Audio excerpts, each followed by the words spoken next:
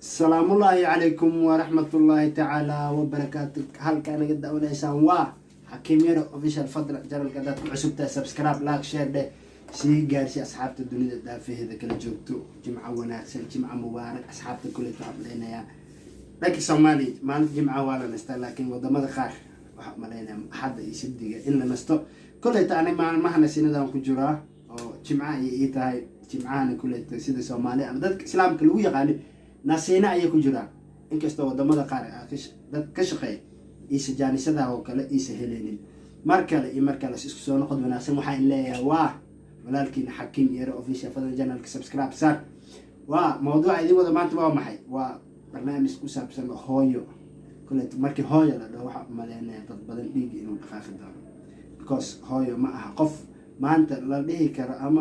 لو يسوي كوبي كر وحير واحد مليان الدنيا ده قف كدبولة أما باهي والبا والبا كعجي ما تو qofka kaliya ee ka dadi kara inuu yahay hooyo kuleeto dad badan ayaan haysan kuleeto wixii ilaahay qoray lama gafayo inta haysan horta waalidkood haduu ka dhinta Allah u naxariisto hadii xanuunsan yihiin Allah u caafiyo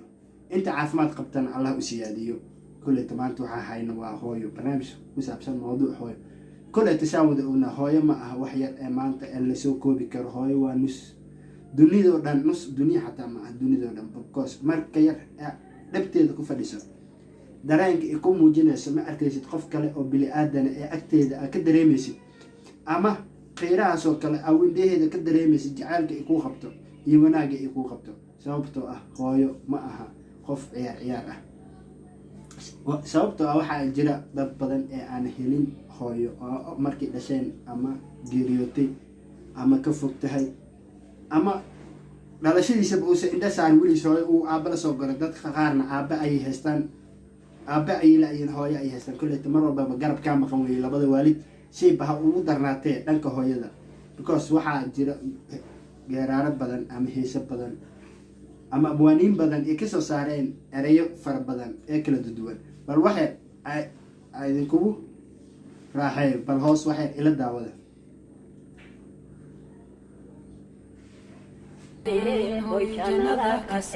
She's my pillow when I cry. She holds me inside when I can no longer fight. Oh yeah, it's my light at night to guide me when I can't see right. Oh yeah, it's my heaven on earth when she gave. كل يسوي جيدان هستس وحلو أمانة خوف كلام وهاي معان كل يتحقق موجود كرنو حدا أنت جرب كسرتي حجك أما كعبده هو جيس هذا دوش هذا سارنته ما تيجي أنت حتى هالمالين حمبارك أو حمبار سنة دي لا شيء إنا كفرت إنا حدا بس حتى ما هذا جودين أما الدرجة ده ما هذا جاري بكوس حق لسوا جودي كرا معها متكلته والباب كي جنة ده أكيد جلس نمر بهاي هستو هاي ما أنتم ناشا أكتيس جوتو أما هكذا أما هو دوال وحنده لا أما أقول دردار من لها هاي ونادي because جنة waxa ka xigo waxa weeye raali ahaashada ay ka raali noqoto hooyo because hooyo ma aha maanta qof adduunka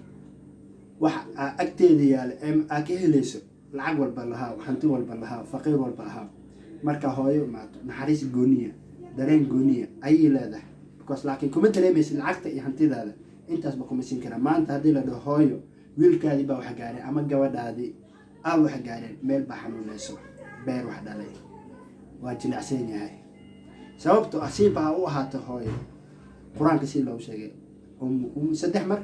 أيالو مسوقات هاي أبنا حنا إنك استو أبيها حتى حق وليه هاي ولا جي إنكرين لكن ولا كلا حق بدنيا هاي أياك حق بدن because سجال بلاد يسوق أي علاشة كويسيد وحالا جاي يابا أنت صرفات يفرق بدن إن إمريسي لكن أدي هذا أوين علاشة إذا كده أبورنا إني سهول ذكرين إن عسيحان كريم cuntooyinka qaar cuni karin waxyaabaha qaar aysan samaysan karin isaacid oo cuslaatay xanuun walba ee xanuunsatay wax walba ee soo maray dib walba ee kula soo rafaadaba maalinta ay dhasho ee saa uga soo baxday caloosheeda xanuunkii hay dibka ay soo martay kulay way hilmaamaysaa sabab kalena ma ah waxa hilmaamsiinayo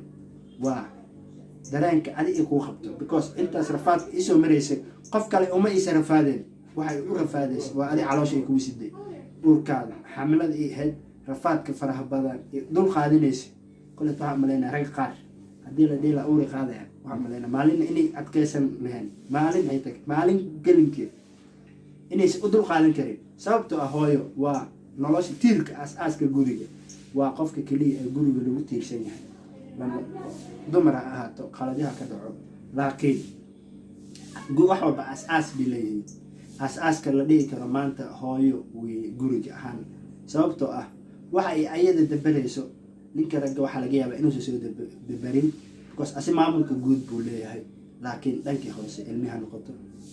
nidaamka guriga hoose ha noqoto waxaa kala maamulaya waa hooyo oo dulqaad ka ahay laakiin ninka maalin haddii la dhaho xataa guriga bis qaba anaa banaankiisa qabana waxaa u malaynaya inuusan qaban karin inkastoo hadda dumarka ay u badan yihiin inta badan kuwa shaqaysta laakiin xilligeedii hore ama waqtiyadii hore dumarka guryaha ayay joogi jireen hawsha guriga unbay ku ekaayeen iyo caruurtooda laakiin hadda waxaa arkaysa adduunkii inuu sii fasahaadayo waxyaabo badan ee ka mid ah dumarkiiba inay ganacsato yihiin ay raggii ka taajirsan yihiin laakiin marnaba lama dhihi karo hooyo abaalkeeda ayaa gudi karna bal ila daawada qiso yar oo kaleeto oo idiin soo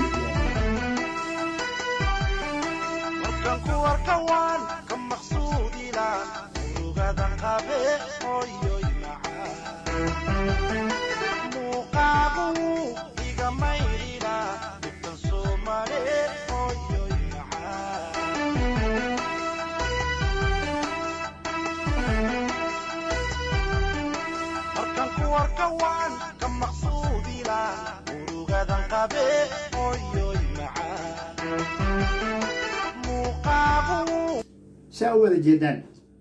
waa hooyo waa dareen gooni xambaarsanta qofka ila hadlaysa ma aha maanta nin la dhihi karo nin yar ma aha kuleyt waa nin 20 jir ah aqligiisa iyo garaadkiisa iyo xooggiisa maanta uu ka xoog badan yahay ayada waxa ay ula dhaqmaysana ma aha yacni qof weyn ahaan wili agteeda wuxuu ka yahay canug yar ii dhasho oo kale sababtoo ah uma muujinaysa ama uma aragto qof weyn agteeda inuu ka yahay because dareenkan naxariista badan ilaah baa ku abuuray ma aha adna inaad ku caasiyo garoobid oo hooyada ku raali gelinaysa mar walba ku dadaalaysa aad madaxa u taagtid waxaa madax u taagtaa ka badan qaybka buuxo oo madax u taagi karta sanka u taagi laakiin tani waa jannadii janno markii la waxa maleynaya dad badan inay saad u jecel yihiin laakiin shaqa ka horeyso shaqadii waa maxay waa hooyo inaad raali ahaasho ka hesha horta aa farxad gelisa aa u baarinimo fashaa baarinimada kule quraankan dhowr jeer buu ka hadlay waalidka marka u naxariisato ilaahay adna ku naxariisana albaabku ku furaya laakiin maanta hadaa dhahdo aniga ma hooyo mari dhashay maxaa isku sheegayna 20 jir ahay duurka mara ma ah agteedu kama tiid ogow qof weyn sababtoo ah mar walba canugeedii ayaa tahay hadaa rabto 100 jir hadaa rabto 1 sano jir agteeda laba gooraba kii unbaa ka tahay ishalay dhabta ku heysay oo kama weyneed sababtoo ah naxariista ilaahay ku beeray ayaa sidaa ah maxaa kuu diiday marka adna inaad u naxariisato waalidiintaada hooyada aabbaha because xaq bay kugu leeyihiin waxaa lagu dhahaa jannada albaabkeedii wey wal janno inaad shaqaysano ma isku dayno waxaa u malaynaya dad badan hooyooyinkood inays la joogin laakiin waxaan kula dardaarmayaa in aad isku daydo hooyada inaad meel kula noolaatid sababtoo ah waxaad dareemaysaa jaanisyo fara badan ee aada hore u dareemin because hooyadu waxyaabo badan ee kaa guubaabinayso ayaa jiro aqal dusha ka banaan haddaad degantaa ka war miyaad dhihi karta roob ama dhaxan ama qorax ayuu iga celinaya ninkaa hooyahaysana sidaas oo kaleeto ninkii i ka dheer tahana kuleyto aqal dusha ka banaan unbuu deganya asna laakiin waxaa dhihi lahaa soo noqo ee agdeg hooyada ama meesha i joog ka kaxeey ee isku day inaad meel kula noolaatay because naxariis fara badan ayaa ka helaysaa adigana janno wada aa ku shaqaysan lahayd ayay noqonaysaa because jaanis weyn weeye ninkii maanta hooyo u nooshahay ninkii ka dhimatana ama arkinba waxaan leeyahay samar iyo iimaan Allah ka siiyo kuleyto jaanis waxa qoran qadar dhacay canaan ma leeyahay Soomaalidu wixii qoran way dhaceen laakiin jaanis wili waxa haysataa hooyo bedelkeeda hadaa weys waxa lagu dhahay habariyar quraanku noo sheegay habariyar aabbaha duu ku noolyahay sidoo kale daryeel waalidka adi labadii waalid tii ku nool haddii labadii weyse markaas baa noqonaysa habaryar in aad sidii hooyo kaleeto waxnaanaysid because waa hooyo